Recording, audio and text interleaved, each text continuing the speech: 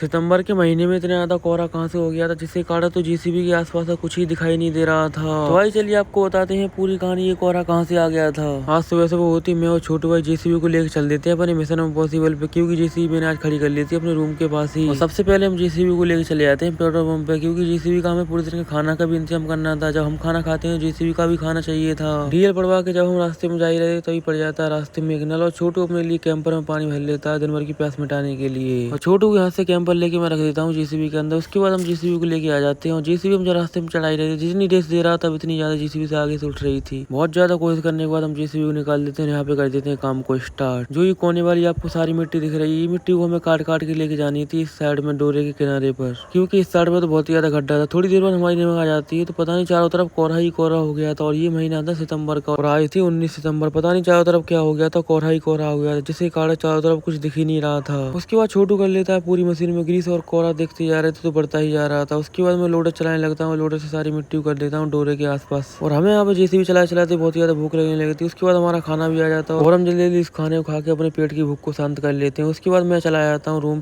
पर नहा के आने के बाद चला जाता हूँ कोचिंग पढ़ने के लिए। और कोचिंग में सबसे पहले आते ही मैं लगा देता हूँ अपना फोन चाय पे, क्योंकि मेरा फोन तो बिल्कुल चार्ज नहीं था और दूसरा रूम पड़ा हुआ था ये खाली, इसमें फोन चाय पे लगा के चला जाता हूँ अंदर। और यहाँ पे पढ़ते पढ़ते हमें 3 घंटे होने वाली थी, और 3 घंटे का समय व्यतीत करते हुए चले जाते हैं हम बाहर। आगे देखते हैं तो हमारे दोस्त लेके आया था टेर्री। उसके बाद हम टेर्री में बैठ चले जाते हैं फाटक तक। और आए तो धूप बहुत ज्यादा पड़ रही थी, इसलिए हमने सोचा क्यों ना टेर्री में बैठ चला जाए। और इस टेर्री में तो बहुत ही ज्यादा मजा आ रहा था। और टेर्री वाले भैया हमें रास्ते में उतार देते क्योंकि आगे जाम लगा हुआ था। और हम पैदल पैदल रूम पे चले जाते हैं। रूम पे आके देखता हूँ छोटू का फोन आ जाता है, क्योंकि जेसीबी में डीजल बहुत ही कम रह गया था। उसके बाद हम कैन को लेके आए थे पेट्रोल पंप पे, और यहाँ पे आके हम पूरी कैन को भरवा लेते। पता नहीं यार जेसीबी ज्यादा डीजल क्यों खा गई थी। सुबह हमने जेसीबी में डीजल अच्छे से पड़वाया था, पता नहीं क्या हो गया। उसके बाद हम चले जाते हैं जल्दी डीजल को लेके। डीजल तो हमने डाल दिया था। उसके बाद मैं देखता हूँ ये खेत तो पूरा प्लान हो चुका था, और हम मशीन चलने लगी थी दूसरी खेत में दूसरा मिशन कंप्लीट करने के लिए। उसके बाद बहुत ही ज्यादा रात होने लगी थी। उसके बाद हम चले जाते हैं जेसीबी को लेके। छोटू तो घर पे जाएगा, जेसीबी तो मुझे ही ले जानी। जेसीबी तो लाके खड़ी कर दी थी। जब मैं रूम पे लेट आई था तभी शेखर का फोन आ जाता है। वो बोलता मैं तेरे लिए खाना लेके आया हूँ, क्योंकि उसका घर बना हुआ था और घर तो कम्प्लीट हो चुका था। आज पड़ा हुआ था उसका लेंटर, इसी खुशी में वो मुझे खाना देने आया था। मैं उसके हाथ से खाना तो ले लेता हूँ। उसके बाद चला जाता हूँ रूम में अंदर, और मैंने खाना तो खा लिया था। उसके बाद जाऊंगा मैं पढ़ने के लिए।